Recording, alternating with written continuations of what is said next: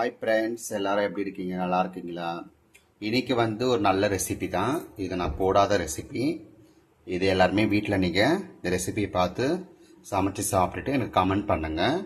Okay, chicken Chettinad chicken தான் பண்ண போகிறோம். அதுக்கு மசாலா அரைக்கிறதுக்கு மசாலா நம்ம ஒவ்வொரு மசாலாவை வதக்கி எடுத்துக்கலாம். ஓகே, மல்லி ஒரு ஸ்பூன், காஞ்ச மிளகா ஒரு 3,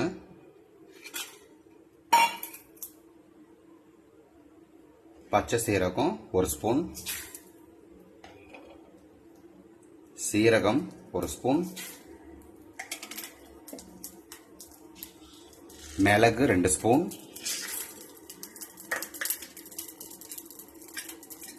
லவங்கம் 3, முந்திரி 3, அப்படியே கொஞ்சம் கலரி விட்டுக்கலாம்.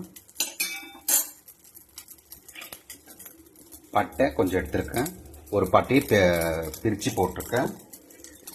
ஏலக்காய் 2, நல்லா வதக்கி எடுத்துக்கலாம்.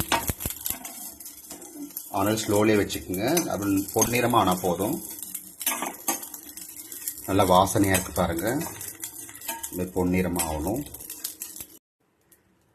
கசகசா 1/2 ஸ்பூன்,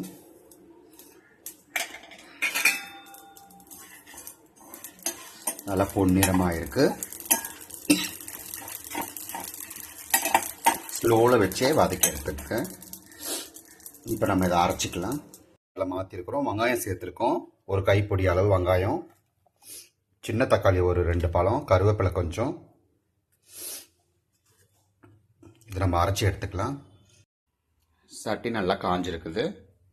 நம்ம கோல்டு வினர் எண்ணெய் தான் சேர்த்துக்க போகிறோம்.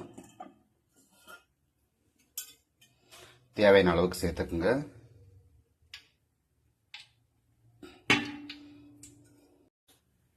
எண்ணெய் காஞ்சிடுச்சு. சோம்பு கசகசா சேர்த்துக்கலாம். 2 காஞ்ச மிளகாய், கொஞ்சம் கருவேப்பிலை,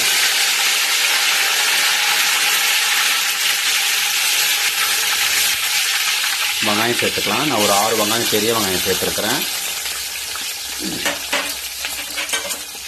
வெங்காயம் எக்ஸ்ட்ரா சேர்த்தா நல்லாயிருக்கும். நான் 1.5 கிலோ சிக்கன்னால வெங்காயம் கொஞ்சம் சேர்த்து எடுத்துருக்கிறேன். நீங்கள் 1/2 கிலோ சிக்கன்னா கம்மியாகவே சேர்த்துக்குங்க.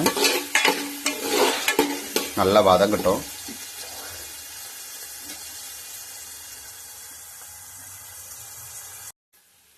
கல்லுப்பு கொஞ்சம் சேர்த்துக்கிறேன்.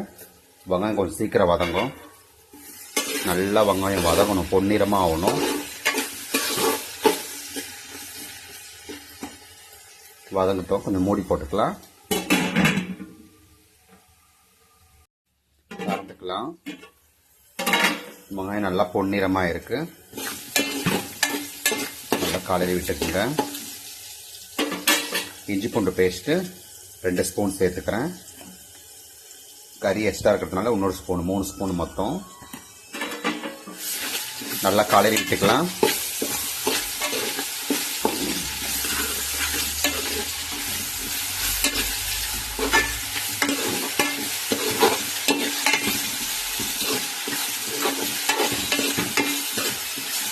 வெங்காயம் நல்லா பொன்னிறமாக இருக்கு பாருங்க. இந்த மாதிரி ஆகணும். அவ்வளோ டேஸ்ட்டாக இருக்கும். இந்த மாதிரி பொன்னிறமாக ஆனால் தான் நல்லாயிருக்கும். தக்காளி ஒரு 3 பழம், பெரிய பழம்.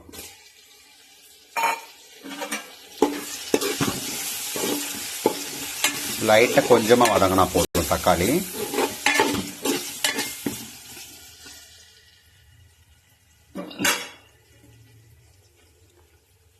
தனியாத்தூள், வெறுமிளகாத்தூள், இது சிக்கன் குழம்பு பொடி. இது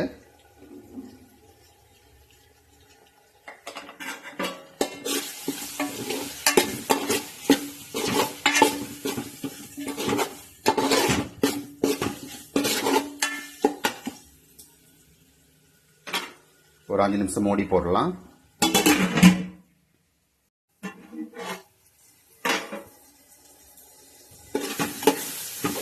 நல்லா அந்த பச்சை வாசனை நல்லா போய் நல்லா வதங்கிருக்கு.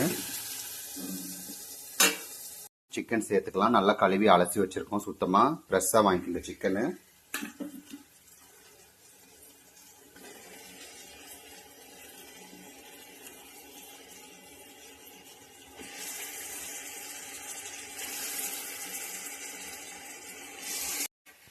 சிக்கன் சேர்த்துட்டோம். மஞ்சத்தூள் நல்லா கலரி விட்டுக்கலாம்.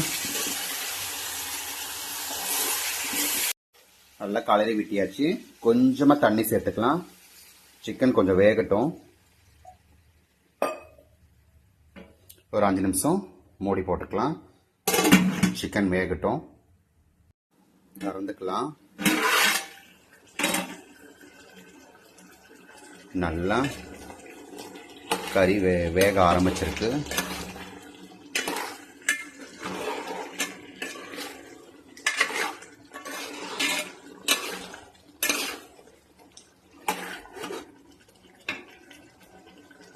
நல்லா சுண்டணும்.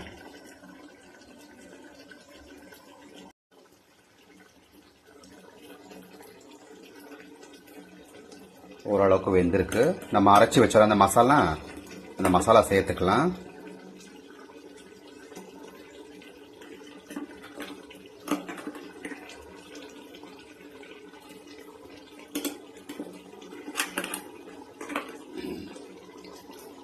கலரி விட்டுக்கலாம்.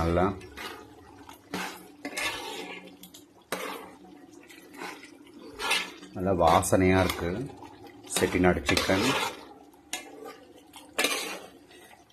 இந்த மசாலா அரைச்சி வச்சது சேர்த்தோன்னே கலர் மாறுது பாருங்க. எவ்வளோ அருமையாக வாசனை வாருது. அருமையாக இருக்குது. நல்லா சுண்டணும். கறி கொஞ்சம் வேகணும். மசாலா சேர்த்தாச்சு. இப்போ நம்ம மூடி போட்டு எவ்வளோ அருமையாக இருக்குது பாருங்கள். கலர்ஃபுல்லாக நல்லா சுண்டணும். கறி எண்ணெய் பிரிஞ்சு மேலே வரணும். நம்ம ஒரு 5 நிமிஷம் மூடி போட்டுக்கலாம். இடையில திறந்து கலரிக்குங்க. திறந்துக்கலாம். இடையில கலரி விடுங்க. எவ்வளோ அருமையாக வந்திருக்கு பாருங்கள். அவ்வளோ வாசனையாக இருக்குது செட்டிநாடு சிக்கன். எவ்வளோ அருமையாக இருக்குது பாருங்கள். நீங்கள் சமைச்சிட்டு எனக்கு கமெண்ட்டில் சொல்லுங்கள். அவ்வளோ அருமையாக இருக்குது. சுட சாப்பாட்டில் வச்சு சாப்பிட்டா அவ்வளோ சூப்பராக இருக்கும். லாஸ்ட்டாக கொத்தமல்லி தூவிக்கலாம்.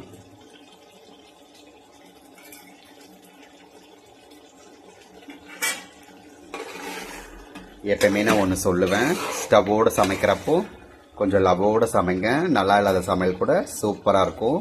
எவ்வளோ அருமையாக இருக்குது பாருங்கள். கிரேவி சுட சாப்பாட்டில் வச்சு சாப்பிடுங்க. அவ்வளோ சூப்பராக இருக்கும் இந்த கிளைமேட்டுக்கு. ஓகே,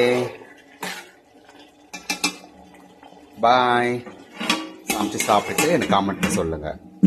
ஓகே, பாய்.